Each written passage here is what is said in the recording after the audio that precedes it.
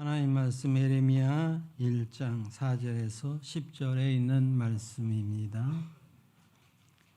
예레미야 1장 4절에서 10절에 있는 말씀 제가 봉독해 드리겠습니다. 여호와의 말씀이 내게 임하니라. 이르시되 내가 너를 복중에 짓기 전에 너를 알았고 네가 태에서 나오기 전에 너를 구별하였고 너를 열방의 선지자로 세웠노라 하시기로 내가 가로되 슬프도소이다. 주여 여호와여 보소서. 나는 아이라 말할 줄을 알지 못하나이다. 여호와께서 내게 이르시되 너는 아이라 하지 말고 내가 너를 누구에게 보내든지 너는 가며 내가 네게 무엇을 명하든지 너는 말할지니라. 너는 그들을 인하여 두려워 말라. 내가 너와 함께하여 너를 구원하리라. 나 여호와의 말이니라 하시고 여호와께서 그 손을 내밀어 내 입에 대시며 내게 이르시되 보라 내가 내 말을 네 입에 두었노라. 보라 내가 오늘날 너를 열방 만국 위에 세우고 너를 뽑으며 파괴하며 파멸하며 넘어뜨리며 건설하며 심게 하였느니라. 아멘. 하나님의 예정 선택과 소명이란 제목으로 함께 은혜를 나누고자 합니다. 난세에는 영웅이 나타난다는 말을 흔히 하더라고요. 평소에는 특별히 두각을 나타내지 않다가도 나라가 어렵고 사회가 복잡해질 때 그 문제를 해결하는 어떤 영웅이 나타난다는 말 아니겠습니까? 우리나라에도 예를 보아도 임진왜란 당시 1597년 그 임진왜란 당시에도 보게 되면 이 조선 땅을 초토화시켰던 그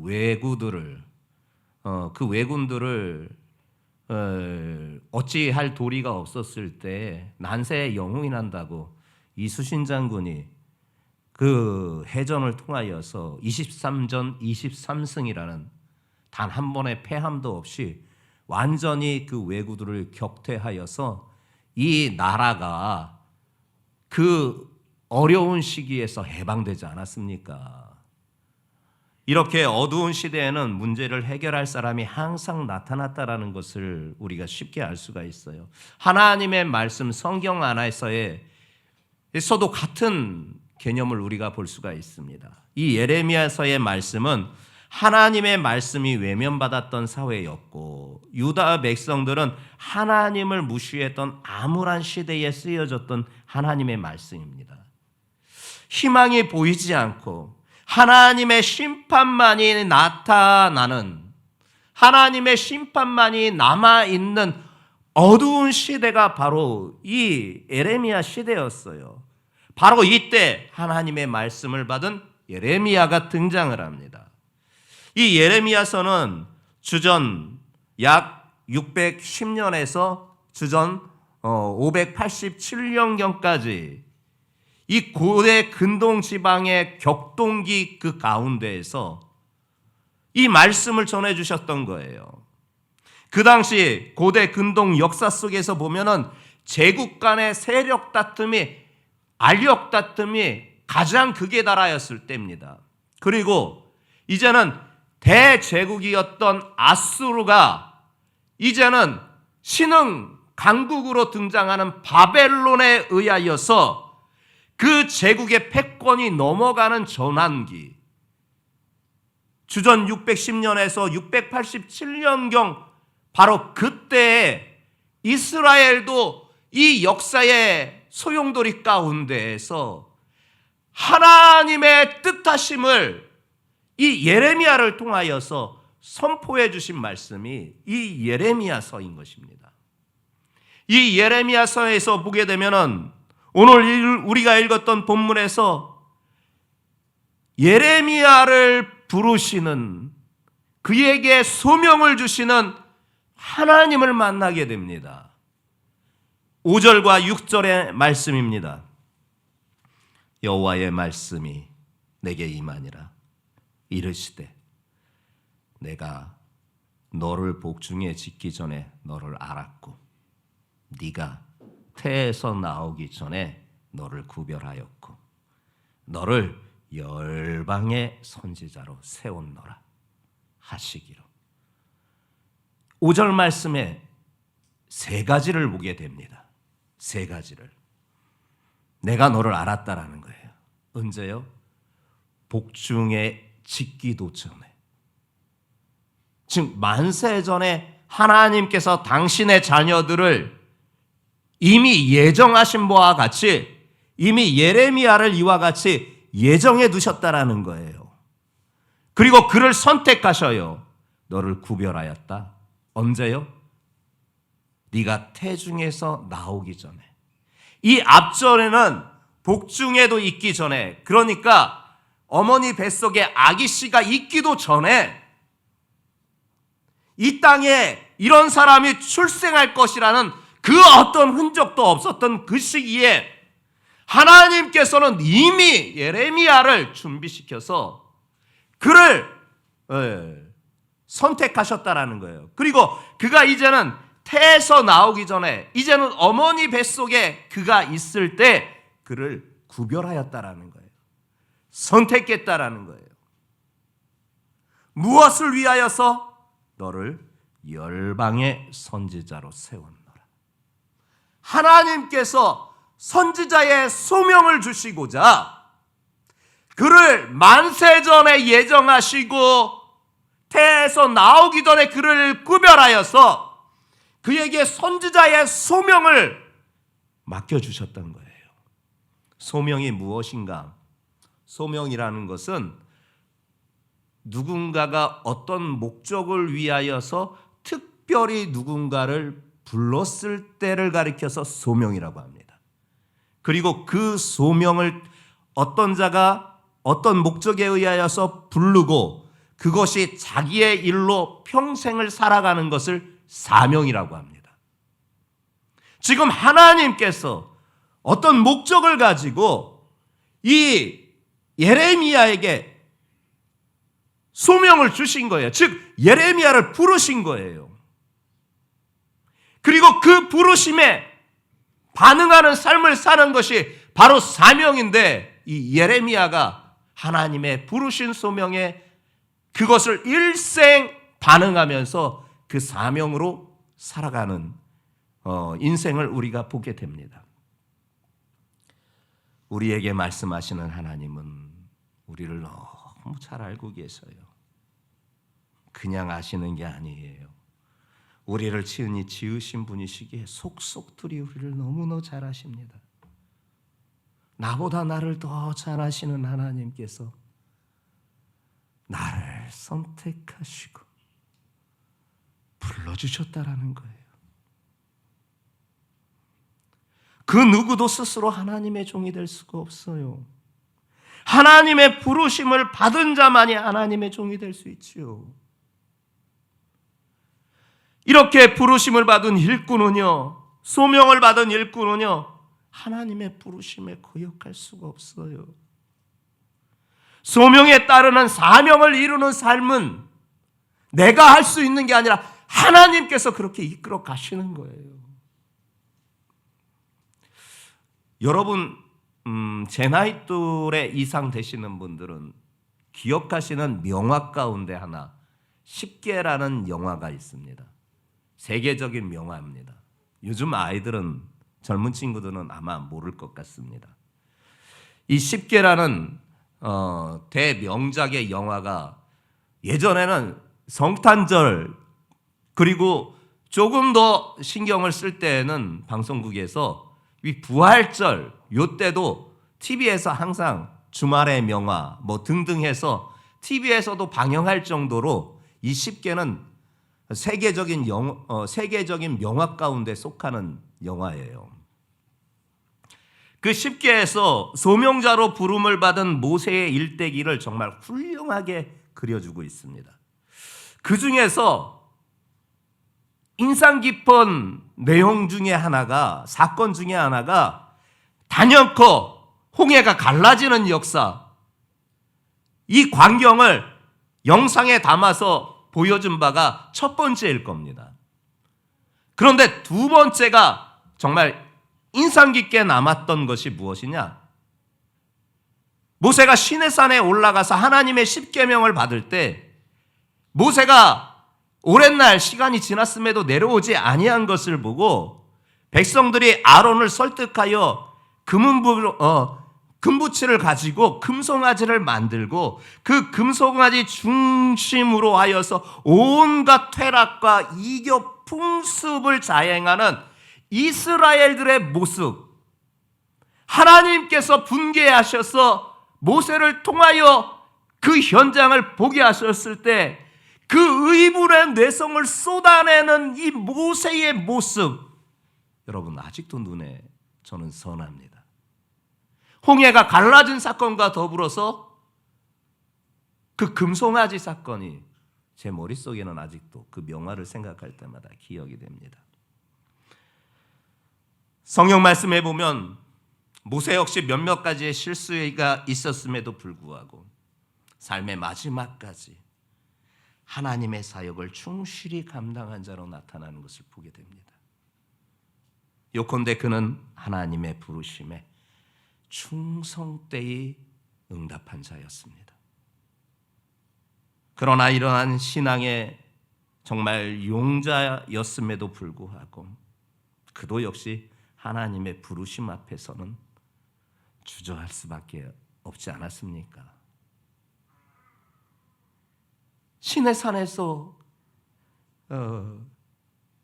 가시나무 딸기 사이에서 그 하나님을 배웠을 때 하나님께서 이스라엘 민족의 구원자로 그를 보내시겠다 하였을 때 그는 주저했습니다. 하나님, 나는 못합니다. 나는 말도 못하는 자입니다.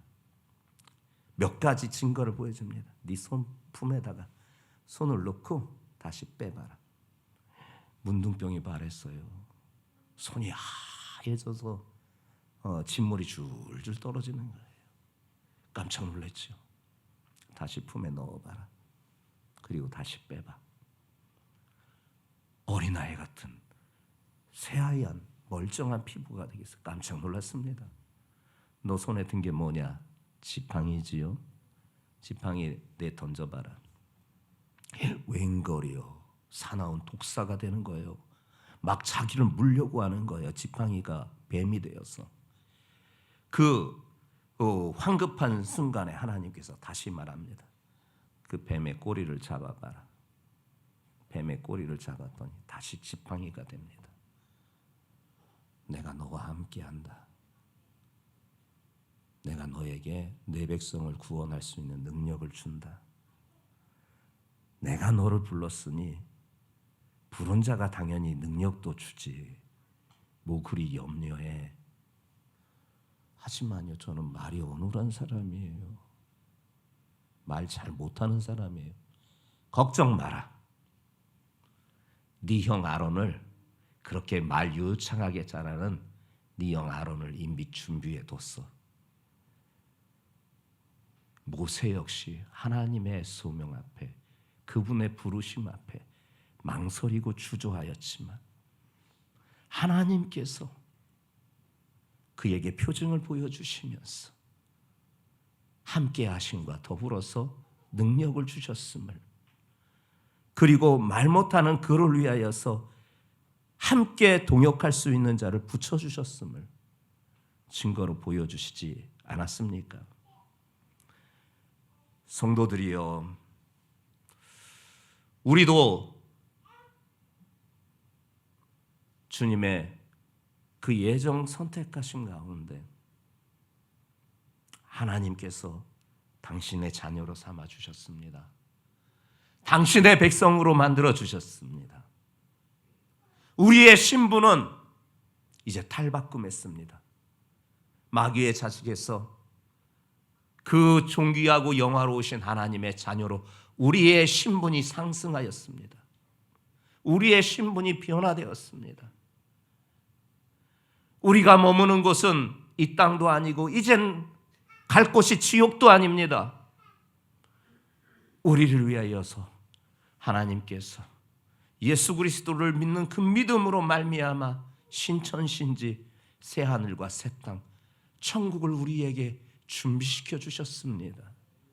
그래서 우리가 갈 본향은 이제 천국이 된 것이고 그곳에서 주님과 영원토록 살아가는 삶을 누리게 되었습니다. 하지만 이 땅에 그 구원의 은혜를 받은 우리들에게 주님께서는 마지막 지상명령, 예수님께서 우리에게 부탁하셨습니다. 오직 성령이 너희에게 임하시면 너희가 권능을 받고 예루살렘과 온 유다와 사마리아와 땅끝까지 이르러 내 증인이 되리라. 예수님이 승천하시면서 마태복음 28장 20절에 우리에게 주신 마지막 지상 명령이 우리에게 남겨져 있는 것입니다.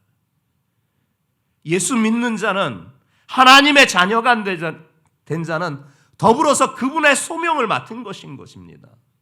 그분의 부르심을 받은 것입니다. 주저하시겠습니까? 그분의 부르심에, 그분의 맡겨주심이, 그 하나님의 소명이 나와 여러분들의 사명이 되어 삶의 마지막까지 충성된 자로 살기를 간절히 소망합니다. 내 이름이 이 땅에 누군가에게 기억이 되지 않는다 할지라도, 어디에 기록이 되어지지 않는다 할지라도,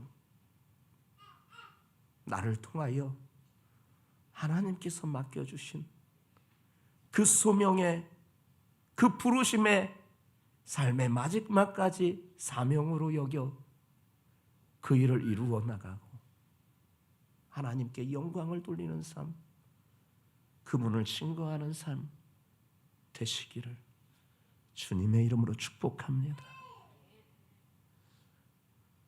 하늘의 상급이 차곡차곡 쌓이고 있는 줄 믿습니다. 근데 보세요. 예레미야의 반응이 나와요. 예레미야의 반응이 6절입니다. 내가 가로되 슬프도소이다 주여 여호와여, 보소서 나는 아이라 말할 줄을 알지 못하나이다. 하나님의 소명에 대한 예레미야의 반응은 너무 놀랐습니다. 너무 당황스러웠습니다. 자신이 적임자가 아니라는 것이었습니다. 그래서 부정적인 반응을 한 것입니다. 저는 아이예요. 말할 줄도 몰라요. 자신을 아이라고 이렇게 묘사하면서 하나님의 소명을 거절합니다. 나는 아이라고 표현한 그의 마음은요, 자신이 그렇게 연약한 존재라는 거예요. 자신이 그렇게 부족한 존재라는 거예요. 자신이 그렇게 모자란 존재라는 거예요. 그것을 하나님 앞에 솔직하게 지금 고백하고 있는 거예요. 말도 어눌했어요. 사실 예레미야는요, 말 잘하지 못했어요. 모세처럼 말이 어눌한 사람이었어요. 내가 아이라고 표현하는 것은 하나님 앞에서 자신의 연약함, 부족함을, 모자람을 솔직하게 고백하는 그의 말이었던 거예요. 근데 하나님의 반응이, 하나님의 답변이 나옵니다. 7절, 여호와께서 내게 이르시되 너는 아이라 하지 말고 내가 너를 누구에게 보내든지 너는 가며 내가 네게 무엇을 명하든지 너는 말할지니라. 하나님께서 아이라고 변명하는 예레미야에게 자기의 연약함, 부족함, 자기의 모자람을 진솔하게 고백하는 이 예레미야를 하나님께서는 더 기뻐하셨던 거예요. 그래서 너 아이라고 하지 마라. 내가 명하면 어디든지 가고 내가 일러줄 말 너는 그걸 전해라. 이같이 말씀하세요. 하나님은요, 이런 사람을 더 귀하게 쓰시는 거예요. 말 잘하고 유능하고 재능이 있고 누가 봐도 저 사람은 이런 일을 했으면 좋겠다 여겨지는 그런 사람을 하나님께서는 더 특별히 생각하셔서 그런 사람을 쓰시는 게 아니에요. 물론 그런 사람이 없지는 않아요. 그러나 하나님의 쓰심은 사람들이 보았을 때의 그런 기준의 사람과는 사뭇 달라요. 우리의 작은 소견으로는 하나님의 그 원대하신 뜻을 다 헤아릴 수가 없어요. 우리의 보기에는 저 사람이 충분해 보이던데, 저 사람이면 될 것 같은데, 저도 그런 생각을, 그런 오류를 자주 범해요. 야, 저 사람이 좀 하면 좋겠다. 저 사람이면 괜찮겠다. 근데 하나님의 뜻은 그게 아닐 때도 더 많대도요. 자, 여러분들에게 말씀을 소개합니다. 고린도전서 1장 26절부터 29절의 말씀입니다. 다 하나님의 말씀, 성경을 펴보시며 하나님의 말씀을 확인하겠습니다. 고린도전서 1장 26절부터 29절까지의 말씀입니다. 다 찾으신 줄 믿고 한 목소리로 합독하겠습니다. 시작.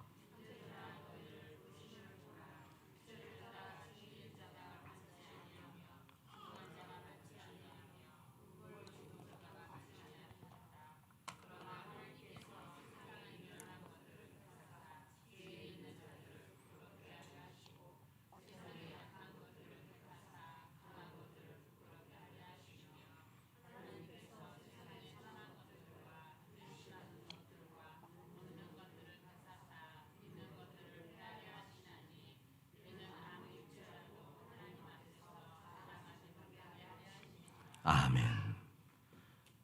형제들아, 너희를 부르심을 보라. 하나님의 소명을 보라는 거예요. 부르심을. 육체를 따라 지혜 있는 자도 많지 아니하고 능력 있는 자도 많지 아니하고 학벌이 좋은 자도 많지 않다. 하나님은 세상에 미련한 것들을 택하사 지혜로운 것들을 부끄럽게 하시고 세상에 약한 것들을 택하사 강한 것들을 부끄럽게 하시면서 하나님은 세상에 천한 것들, 멸시받는 것들, 없는 것들을 택하사 있는 것들을 패하게 하신다. 왜인 줄 아느냐? 아무 육체라도 하나님 앞에서 자랑하지 못하게 하고자 하십니다. 이게 그분의 부르심에 대한 분명한 증거였습니다. 에레미야도 그랬습니다. 자기는 연약한 존재이고 부족한 존재이고 모자란 존재인 마치 아이와 같은 자이지만 하나님은 그의 그렇게 진솔하게 고백하는 그를 더 기뻐하셨고 그런 사람을 쓰시는 거예요. 다윗도 그랬어요. 다윗도 형제들 보면 7 형제들이 있어요.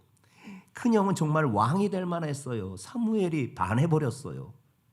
그의 외모만 딱 보아도, 그리고 풍기는 그 아우라만 보아도 정말 매력 있는 사람이었어요. 그래서 큰아들 왔을 때 와, 역시 하나님께서 왕이 될 만한 사람을 준비시켰구나. 너무 기뻤어요. 정말 왕이 될 만한 포스를 갖고 있는, 외모도 풍채도 그에서 풍기는 아우라도. 그런데 하나님의 음성을 들려주십니다. 아니다. 실망한 이 사무엘이 이세 아버지에게 다른 아들 없냐? 둘째가 와요. 오, 둘째도 매혹적이에요. 매력적이에요. 마음을 사로잡아요. 야, 얘가 형보다 더 낫네 하는 그런 마음이 이 사무엘에게 들어요. 근데 아니다. 어떻게 이렇게 정말 왕이 될 만한 그런 모습을 갖고 있는, 그런 아우라가 풍기는 그런 매력이 있는 사람을 하나님께서 물리치시는지 기대했을 겁니다. 이 앞전에 큰애나 둘째보다도 동생이 더 왕이 될 만한 자질의 모습을 갖췄나 보구나. 셋째 데려와라. 앵결이요, 셋째도 아니래요. 넷째 데려와라. 넷째도 아니래요. 다섯째 데려와라. 다섯째 데려왔는데 아니래요. 일곱째, 여섯, 일곱 이렇게 데려왔는데 여섯째 데려왔는데 아니래요. 야, 이게 다냐? 하나님께서 네 집에 왕으로 세울 만한 사람을 분명히 택했다는데 더 없어? 이 아버지도 야박해. 아니, 7 형제가 있는데 7 아들이 있는데 그 막내 아들은 아들 취급도 안 해. 부르지도 않았어요. 그래서 제가 보기에는 목동을 치는 막내쟁이가 하나 있는데 가서 가축이나 기를 줄 알지 이게 뭘 할 줄 알겠다고. 이 아버지도 믿어지지가 않은 의문이 생기는 거예요. 데려와라. 사무엘이 명령하니 어찌할 수 없어서 속히 기별하여서 들판에서 가축을 기르고 있는 양과 짐승들을 치우고 있는 이 다윗을 불렀어요. 키도 요만해. 다 성장하지 못했어. 키도 요만해. 그의 외모는 아름다웠어요. 남자에게 아름답다라는 표현은요, 욕이에요. 여자처럼 생긴 거예요. 곱상하게. 제가 없는 말을 하는 게 아니라 성경에 분명히 다윗에 대한 외모의 묘사를 아름답다라고 표현해 주셨어요.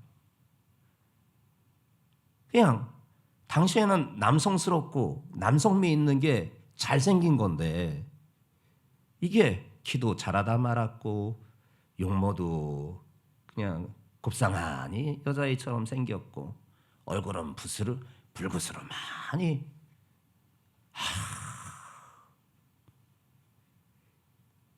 사무엘도 마음에 안 들었을 것 같아. 근데 하나님께서 그 앞전에 말씀하신 바가 있었잖아요. 사람은 외모를 보거니와 나는 중심을 본다.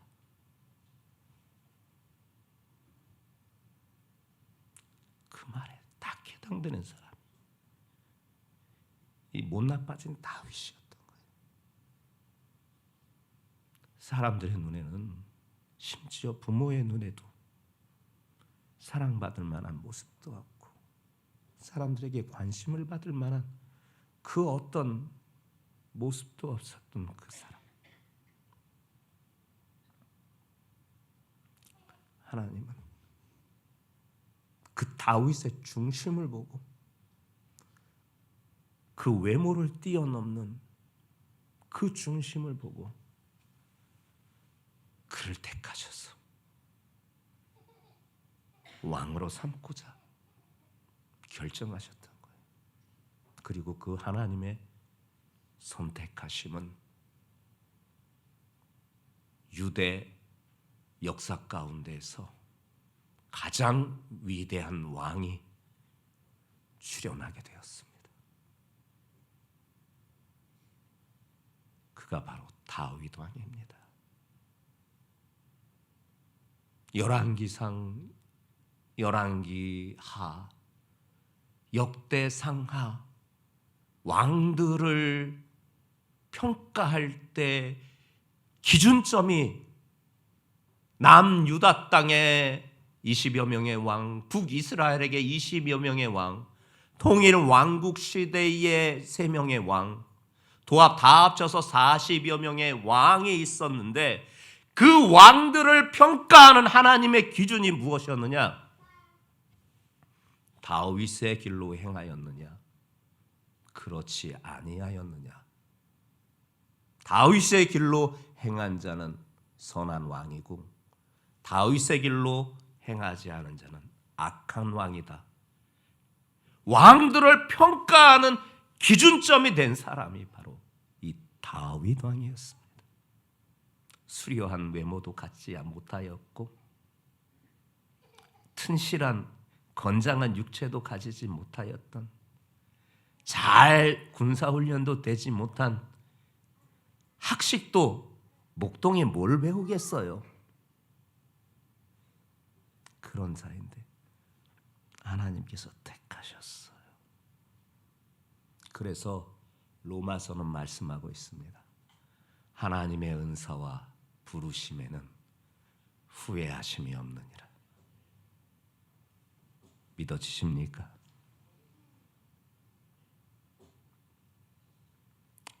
고린도전서 1장 26절 29절에 말씀하는 것처럼 우리가 바로 그런 존재 아닙니까?